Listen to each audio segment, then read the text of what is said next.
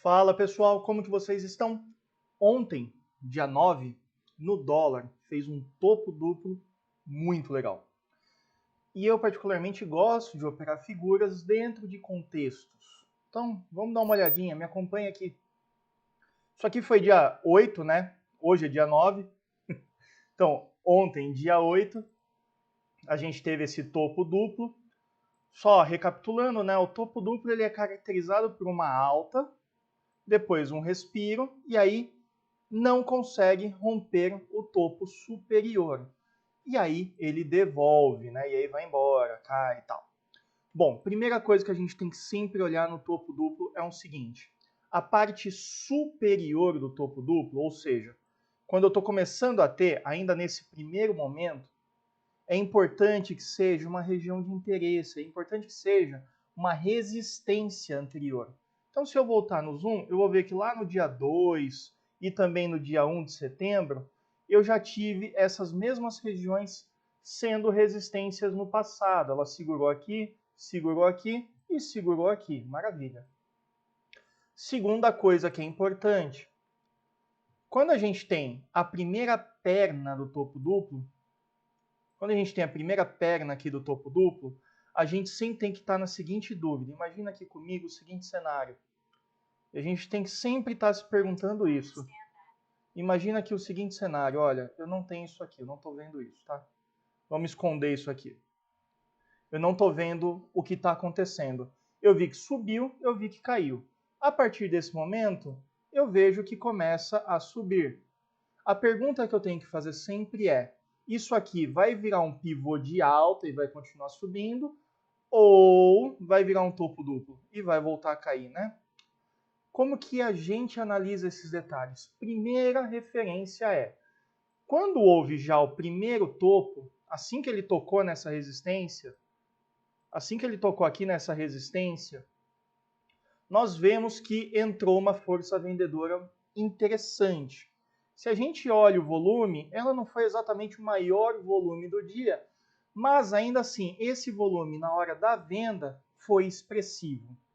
Depois, quando ele chegou na parte de baixo, no que seria o pivô, né, na que seria a base do pivô para voltar a subir o preço, nós temos de novo uma força já ainda não expressiva, mas observe que conforme ele vai galgando ao topo, nós temos um volume comprador sim considerável. Isso tudo indicava pivô de alta. O volume cresceu enquanto o ativo sobe, né? Então o volume confirma a tendência. E aí, importantíssimo a gente conhecer padrões de candle. De novo, na mesma resistência, nos deu um candle de dúvida. Esse candle é apelidado de spinning top porque ele tem um corpo, não importa a cor do corpo, tá? Não importa a cor. E esse corpo tem sombras equidistantes, mais ou menos assim, tá? Exatamente nesse padrãozinho que nós estamos vendo.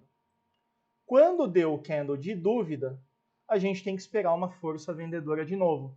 E ela veio muito interessante. Por quê? É um candle de venda expressivo, porém sem o volume comprador.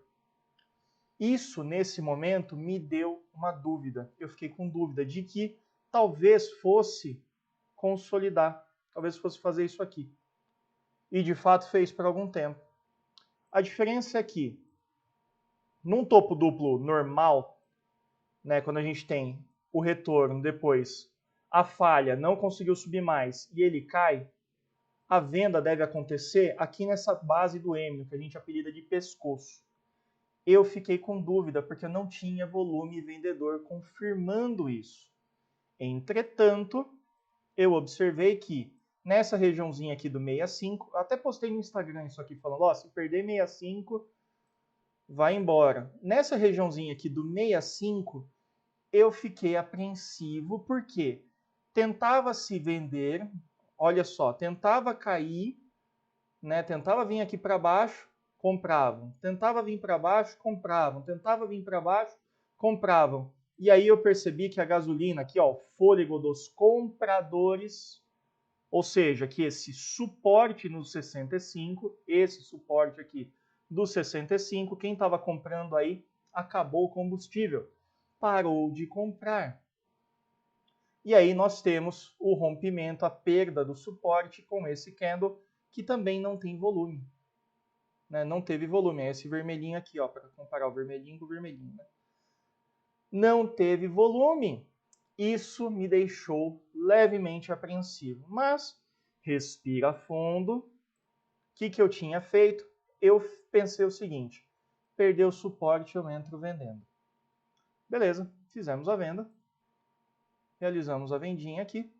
Havia até comentado isso no Instagram. Óbvio, não foi um call, né? Não sou CNPI, mas eu comentei aí dessa perda de suporte. E tracei um alvo aqui de 100% de uma forma meio simples. Só dessa ponta até aqui a minha entrada. Se eu me lembro bem, senão a gente ajusta. Eu não lembro se eu marquei no pescoço ou se eu marquei aqui embaixo. Acho que eu marquei aqui embaixo, no 65 mesmo. E aí o preço andou e lateralizou. Lateralizou, você tem que fazer o quê? Ó, e aí depois dá uma porradinha para baixo, né? A gente tem que ficar calmo. Quando lateraliza, a gente tem que pensar o seguinte, eu preciso proteger a minha operação. Realiza um parcial, faz alguma coisa parcial e volta para o 0 a 0. Em vez do seu stop estar aqui em cima, que era a parte ideal, o stop era estar aqui. Ou, quem tem mais bala na agulha, deixar o stop lá em cima, lá no topo. Mas tudo bem, deixou o stop aqui, né? Ainda assim, stop caro, hein? Deu uns 15 pontos de stop. Mas tudo bem, entra com menos contrato, paciência. Maravilha. Entrou aqui, o stop seria em cima. Quando ele começou a cair, realiza um parcial, põe um pouco no bolso e traz o seu stop aqui para o seu 0 a 0. Meio pontinho para baixo. Na maioria das vezes vai voltar e você vai realizar só o parcial. Mas quando anda, anda bonito. E foi o caso de ontem. Depois de uma boa lateralização, ele perde e vai embora. Chegou aqui no nosso 100%. E observe que quando chegou no 100%, deixa eu dar um zoom maior aqui. Quando chegou no 100%, observe que ele deixou aqui outro candle de dúvida. Outro, aí nesse caso aqui é um estilo de um doji, um crucifixozinho, né? Doji ele é caracterizado quando não tem corpo real, quando é uma cruzinha, né? Quando é uma cruzinha. E aí existem as variantes, né? A cruz mais alta, ou então a cruz mais baixa, né? Fica aqui embaixo também. Tudo isso é doji, tá, gente? Aí tem gente que chama de doji libélula, tem gente que chama de crucifixo do capeta, aí os nomes não são tão importantes. Fato é, houve uma dúvida aqui. Aquela força vendedora perdeu combustível. Exatamente, olha aqui na esquerda, exatamente no nosso alvo de 100%. Legal? Então, como que foi o trade? Foi perdendo aqui os 65 e descendo até lá embaixo no alvo de 100%, dando aí, deu 41 pontos que eu lembro, mais ou menos aí 41 pontos, tá? Dava para ter ido mais? Dava, mas gente, você nunca vai acertar topo e fundo, você nunca vai ser o vidente. Ah, dava para ter entrado lá em cima, dava para ter entrado aqui já na perda desse spinning top, teria dado mais pontos, maravilha. Na dúvida, eu preferi ter um viés de confirmação. Teve gente que entrou lá em cima? Teve. Teve outros sinais de que aqui poderia ser um topo e valia a pena bater uma venda? Teve, tá? Mas na dúvida, no calor do momento, eu optei pela segurança. Bateu aqui o nosso alvo de 100% e aí depois o dólar subiu.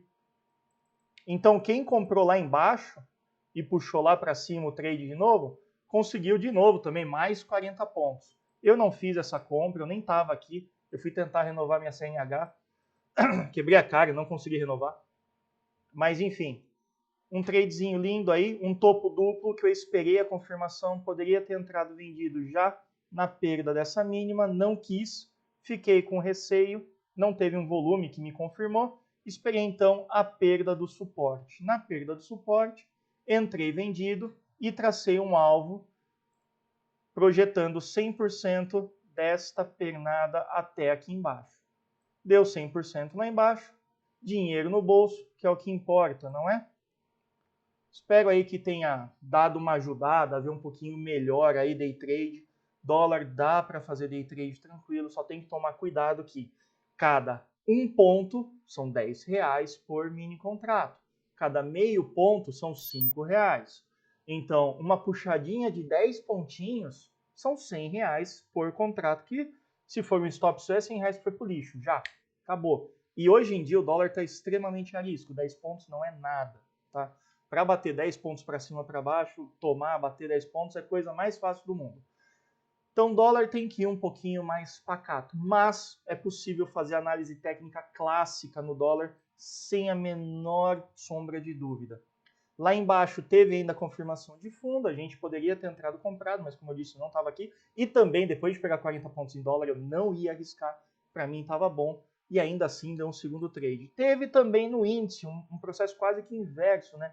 Um fundo duplo, mas aí eu deixo para uma outra oportunidade para a gente comentar de fundo duplo. Fica aí então a dica do topo duplo no dólar, tá bom?